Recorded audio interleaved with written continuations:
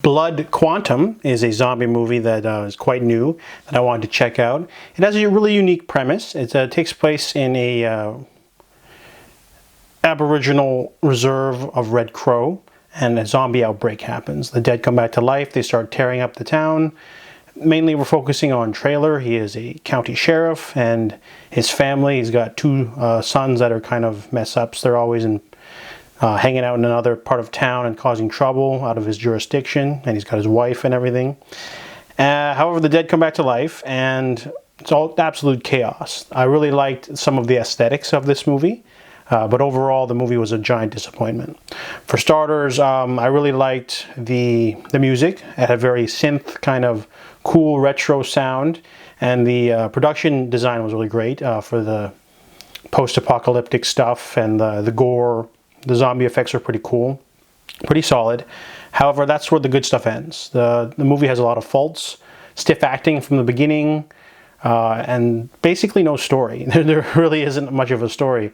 After the chaos of the first night, they time skip 6 months into the future, where everyone's sort of living off in this sort of compound. And things are sort of growing tense because the main sort of uniqueness of this film is that Aboriginal people, they basically are immune to the zombie virus. So they are immune. They are now the protectors. They're the ones going around with the guns and weapons, swords, all the cool badasses. There's a guy with a chainsaw. There's an older man with a sword.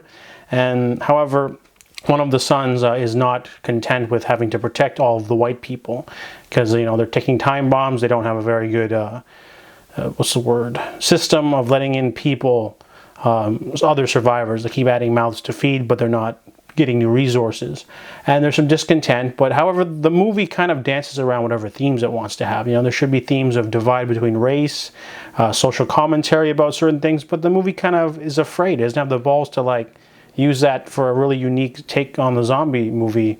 So there's some zombie stuff in this movie, but it never feels scary because the character development is there. There's a little bit. It's mostly just characters trying to survive. And they don't really dive deep into any of these aspects of the movie. It's mostly just we walk around, kill zombies once in a while, you know, hell breaks loose.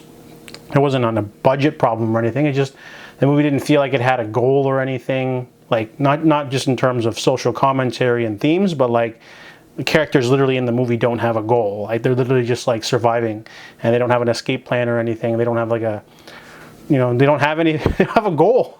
And so overall, this movie does have some sweet gore effects. I really like the production design, but overall, the movie's very tame. It's not very scary.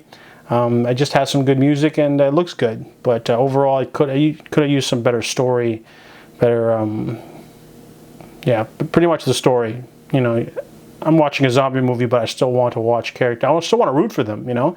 I was very apathetic to all the characters. So, Blood Quantum, you know, I thought it'd be an interesting offering, but it's sadly a misfire. So I give it a 4 out of 10.